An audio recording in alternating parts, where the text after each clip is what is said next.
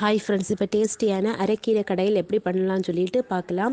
ஒரு கட் அரைக்கீரையை சின்ன சின்ன பீஸாக கட் பண்ணி வச்சுக்கிடுங்க. 5 சின்ன வெங்காயம், அதையும் சின்ன சின்ன பீஸாக கட் பண்ணி வச்சுக்கிடுங்க. ஒரு பெரிய தக்காளி, 2 பச்சை மிளகா, 5 பல் பூண்டு, அதை சின்ன சின்ன பீஸாக கட் பண்ணி வச்சுக்கிடுங்க.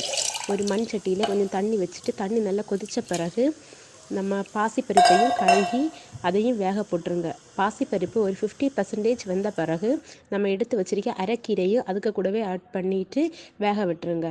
அதுக்கு கூடவே நம்ம தக்காளி, பூண்டு அதையும் அதுக்கு கூடவே நல்லா வேக போட்டுருங்க.